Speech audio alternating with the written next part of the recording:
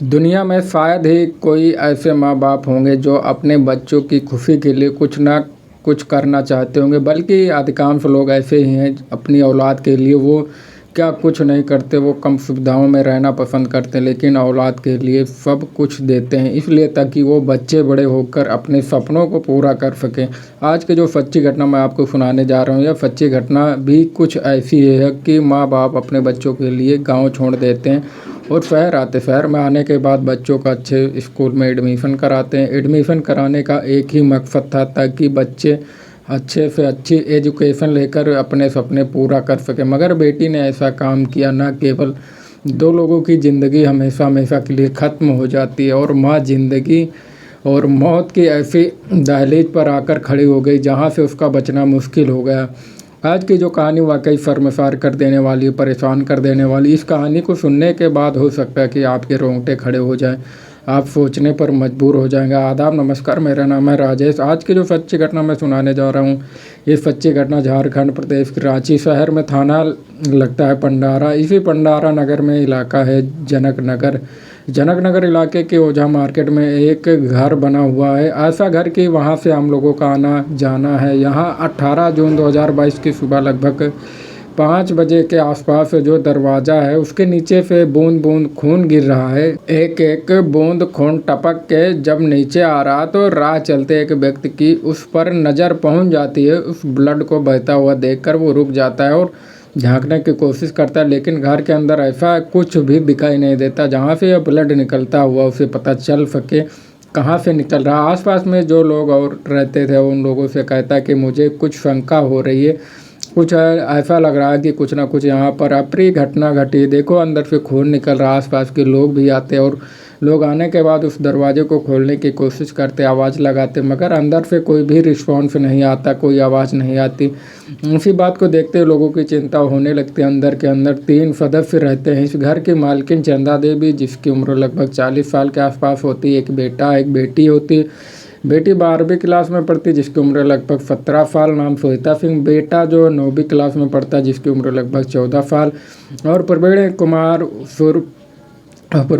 उर्फ ओम की DAV college में यह बच्चे पढ़ते हैं। वही डीएवी स्कूल के छात्र हैं। घर के 3 सदस्य। तमाम कोशिशें कर ली गई दरवाज़ा खोलने की, लेकिन दरवाज़ा जो खुला नहीं। तभी स्थानीय किसी व्यक्ति ने पुलिस को फ़ोन किया और सूचना मिलने पर सुबह सुबह जब पुलिस आती तो पुलिस भी और मौके पर आने के बाद लोगों से पूछती कि क्या बात है, क्या परेशानी। तो जो बूंद बूंद खून निकल रहा दरवाजे से बाहर को आ रहा, उसे ब्लड को देखने की सब लोग कोशिश करते हैं। फिर पुलिस लोगों की मदद से किसी तरह उस दरवाजे को खोलने की कोशिश करती है। दरवाज़ा खुलता है। दरवाजे के एकदम से ही पास में इस घर की जो मालकिन चंदा देवी, वो बहुत घायल अवस्था में, गंभीर अवस्था में पड़ी हुई। इसके शरीर से खून बह रहा था, सिसकियाँ भर रही है। जीने की चाहत है उसके अंदर, वो जीना चाहती है। लोगों की तरफ आँख खोलकर उसे देखने की कोशिश कर रही थी। पुलिस ने आनन फानन की उसकी लाश, उसके शरीर को कब्जे में लिया और सीधा राजेंद्र विज्ञान संस्थान है, वहाँ इलाज के लिए इसको भर्ती करा दिया गया। यह 18 जून 2022 का वाक़या मैं आपको सुना रहा हूँ। उसके बाद फिर पुलिस अंदर जाती है कुछ जिम्मेदार लोगों के साथ। तो जीने के पास यानी कि सीढ़ियों के बिल्कुल एकदम करीब में लड़के की भी लाश पड़ी हुई है और जो घर की बेटी है उसकी भी लाश पड़ी हुई है। 2 लोगों के घर में मौत हो चुकी है। तीसरा जो व्यक्ति वो घायल अवस्था में है, जिसको उपचार के लिए अस्पताल में भर्ती कराया गया। हर कोई व्यक्ति पूरा शहर यह जानना चाहता है कि आखिरकार इस घर के अंदर रहने वाले 3 सदस्य हैं, किन्होंने इन पर हमला किया, कौन है वो लोग। माँ बोलने की कंडीशन नहीं थी क्योंकि काफ़ी हद तक उसके शरीर से खून बह चुका था। पुलिस ने घर के एक एक कमरे को जाकर बारीकी से देखने की कोशिश की। जैसा सामान रखा हुआ था वैसे के वैसे रखा हुआ, किसी ने कोई लूटपाट की कोई कोशिश नहीं की। पुलिस और जांच पड़ताल में जुटती है। पता चलता है कि इस घर का जो मालिक है, जिसका नाम संजीव कुमार है,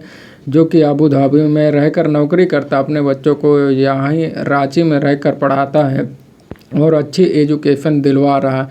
पुलिस और मामले की जांच करती तो जांच करने पर पता चलता है कि यह लोग बिहार प्रदेश का एक ज़िला है सारण, और उसी का थाना लगता है दावत थाना क्षेत्र का गांव लगता है इटवा का कवात। ये वहाँ के रहने वाले थे। परिवार ने सोचा कि बच्चों को अच्छी एजुकेशन दिलाने के लिए इनको शहर ले चलते हैं, ताकि वहाँ अच्छे से पढ़ लिख सकें और कुछ बन सके। पुलिस के लिए और आसपास के लोगों के लिए, रिश्तेदारों के लिए, खासकर इसके पति के लिए फंजू जो कि अबू धाबी में था, उसको सूचना दी जाती कि तुम्हारे बच्चों का मर्डर हो चुका है, तुम्हारी पत्नी गंभीर रूप से घायल है, तुम्हें किसी पर शक है तो बताइए। तभी एक परिवार की तरफ से एक एफआईआर की कॉपी मिलती है, यानी कि एक प्रार्थना पत्र मिलता है जिसके आधार पर एफआईआर लिखी जाती है। एक लड़का है जिसका नाम अर्पित है, उम्र उसकी 19 साल है, जो कि रातू थाना क्षेत्र का रहने वाला। उस पर शक जाहिर किया गया था। कुछ समय पूर्व उस लड़के के विरुद्ध थाने में भी शिकायत दर्ज की गई थी। उस पर आरोप लगाया गया था कि वह उनकी लड़की को परेशान करता है।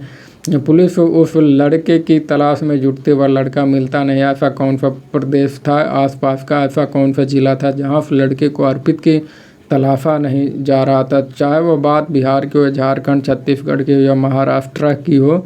कई ऐसी जगहों पर उस लड़के की जो तलाश की जा रही थी, एक एक दिन करके गुजरने लगते हैं और कड़ी मशक्क़त के बाद आखिरकार 26/2/2022 को लड़का पुलिस के हत्थे चढ़ जाता है। और पुलिस के हत्थे चढ़ने के बाद जब उससे पूछताछ की जाती है कि आखिरकार क्या बात है, तुम्हारा ही नाम क्यों आता है, पुलिस इसी बीच में जब उसे तलाश कर रही थी तो उस लड़के का जो मोबाइल नंबर था उसकी सीडीआर वह सब निकलवाई जाती है। तब उस मोबाइल से उसकी सीडीआर से पता चलता कि इस लड़के का इस मोहल्ले में आना जाना था। साथ ही इस लड़के से जिसका नाम श्वेता सिंह है, जिसकी उम्र लगभग 17 साल है, जो कि 12वीं की छात्रा थी, उससे भी मिलना जुलना था। पुलिस और पड़ताल करने की कोशिश करती तो पता चलता है कि माँ ने इसकी शिकायत की थी, विरोध कर रही थी कि तुम मेरी बेटी से दूर रहो, हम लोगों को परेशान मत करो, नहीं तो हम तुम्हारे खिलाफ़ कड़ा एक्शन लेंगे। घर परिवार की तरफ से जब तहरीर मिलती है, उस तहरीर के आधार पर इसका नाम आता है अर्पित और पुलिस इसको हिरासत में लेती 26 जून को। और इससे जब पूछताछ करती तो वाकई चौंकाने वाला खुलासा होता। दरअसल यह लड़का कहता है कि घर वालों ने जितना हम लोगों को रोकने की कोशिश की, श्वेता को, अर्पित को, उतना ही मिलने की कोशिश करते थे और वह मौके की तलाश में रहता था। रात के अंधेरे में जब रात हो जाया करती थी तब वो पीछे के रास्ते से सीढ़ियाँ लगाकर किसी तरफीक से घर में घुस जाया करता था और लड़की के साथ जब तक उसका मन करता था तब तक उसके साथ वक्त बिताया करता था।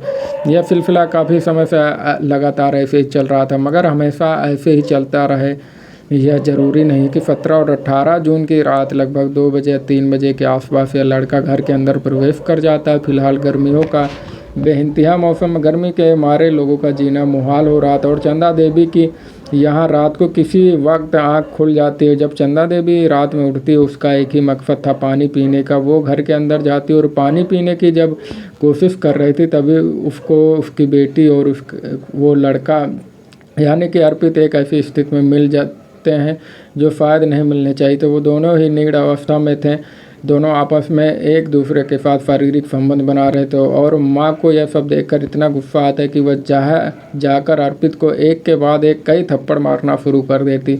अर्पित को यह सब देखकर बहुत गुस्सा आता। अर्पित उसे रोकने की कोशिश करता है, दोनों की तरफ से हाथापाई शुरू हो जाती है। वहीं पास में फ्रिज रखा हुआ, फ्रिज के ऊपर एक चाकू था। वो उस धारदार हथियार से चाकू से उसकी माँ पर एक के बाद एक कई हमले कर देता और हमले करने के बाद माँ गंभीर रूप से घायल हो जाती है और उसके अंदर से शरीर ब्लड बहने लगता है। फिर वो चीखने लगती है, चीख की कुछ इस तरह से निकलती कि उसका बेटा प्रवीण कुमार ओम, उसकी माँ की आंख खुल जाती है। फिर वो दौड़ते हुए अपनी माँ को जान बचाने की कोशिश करता है तो वही चाकू तो वो हाथ से छूट जाता है, लेकिन पास में एक हथौड़ा रखा हुआ था। वो हथौड़ा एक के बाद एक प्रवीण कुमार को मार रहा था। प्रवीण कुमार की उम्र 14 साल की और प्रवीण कुमार वहीं घटनास्थल पर ही उसकी मौत हो जाती है। जब अपनी माँ को घायल देखती है श्वेता सिंह और अपने भाई को मरा हुआ देखती तो वो भी चीख निकल जाती है। वो अर्पित का विरोध करने लगती है। वो कहती कि तुमने अच्छा नहीं किया, तुमने मेरे भाई को मारा है, तुमने मेरी माँ को मारा है। जब वो विरोध कर रही थी तब उसने अर्पित को मारना शुरू किया, पीटना शुरू किया। तब उसने वही हथौड़ा, जिस हथौड़े से उसने उसके भाई को मारा था, जिस चाकू से उसने उसकी माँ को मारा था, उसी हथौड़े और उसी चाकू से उसने अपनी प्रेमिका को वही घटनास्थल पर ही मौत के घाट उतार दिया। और यहाँ से जो दरवाज़ा लगा हुआ था छत के रास्ते से कूदकर वो भाग जाता है। और भागने के बाद हालांकि कहते हैं कि क्राइम को कितना भी सादे तरीके से क्यों न किया जाए, क्राइम कभी छिपता नहीं। या एफएल टीम आती है और पुलिस यहाँ पर स्पेशल टास्क फोर्स भी गठित करती है, विशेष दल बनाती है और मकसद एक ही होता है कि इस घटना के पीछे जो भी सच है वो निकल कर बाहर। अंशुमान कुमार 27 जून 2022 को प्रेस कॉन्फ्रेंस करके उस अपराधी को सामने खड़ा कर खुलासा करते हैं, पूरे घटनाक्रम को एक एक करके बताते हैं कि किसकी गलती है, किसने क्या काम किया। हालांकि 7-8 दिन से ज़्यादा का समय लग जाता है, तमाम तरह के लोग होते हैं, तमाम तरह की बातें कर रहे थे और कह रहा था कि एक तरफा प्यार में इनकी हत्या कर दी गई और कोई कुछ कह रहा था। लेकिन जब उसने अपना सच कबूल किया पुलिस के सामने, वही जब जमाने के सामने आता है तो लोग हैरान थे। माँ इस लड़के के मिलने से विरोध कर रही थी, बेटी इससे मिलना चाहती थी और इसी के साथ संबंधों में रहना चाहती थी। बाप ने अपना गांव छोड़कर इनको शहर ले आया था ताकि पढ़ा लिख कर आगे बढ़ेंगे, मगर बाप अबू धाबी में रहता था। बहुत दिनों के बाद घर आना जाना होता था। बाप इतनी दूर से नज़र नहीं रख सकता था। माँ नज़र रख रही थी, लेकिन माँ को वो उसकी आंखों में धूल झोंकने की बार बार कोशिश कर रही थी, लेकिन माँ की आंखों में ज़्यादा देर तक धूल नहीं झोंक सके और माँ ने विरोध किया तो उसने उसको मौत के घाट उतरवा दिया। यही मतलब जीना मरना एक जैसा ही नहीं, क्योंकि वो आज भी जब 28 जून को मैं एक खबर सुना रहा हूँ, उस दिन की इसकी माँ की हालत मरणासन जैसी ही रही होगी। फिलहाल पुलिस ने आरोपी अर्पित को गिरफ्तार कर लिया और अंशुमान कुमार जो एसपी रांची के, वो कहते हैं कि घटनाक्रम की उच्च स्तरीय जांच कराई जा रही है। जो भी इसके अंदर छिपे हुए पहलू हों उनको भी तलाशने की कोशिश की जा रही है। इस घटना के संबंध में अगर कोई भी व्यक्ति शामिल हुआ उसे भी किसी भी कीमत पर बख्शा नहीं जाएगा। दोस्तों, इस घटनाक्रम को सुनाने का उद्देश्य यही, किसी को परेशान नहीं करना, किसी का दिल नहीं दुखाना, बल्कि आपको जागरूक करना, आपको सचेत करना। आपको अपने बच्चों पर लाड़ प्यार तो करना ही चाहिए, लेकिन बच्चों पर ध्यान देने की बेहद ज़रूरत है, क्योंकि आपकी अगर बच्चों के प्रति नज़र हटी तो बच्चे इतने समझदार नहीं होते, उनको बहकाना बहुत आसान होता है। और अर्पित ने जो कुछ भी ऐसे किया, बहकाकर उस लड़की को अपने कब्जे में लिया और उसके साथ लंबे समय तक शारीरिक संबंध बना रहा था। फिलहाल अर्पित ने 2 लोगों को मौत के घाट उतार दिया। खैर, अब पुलिस इस मामले में जांच कर रही है।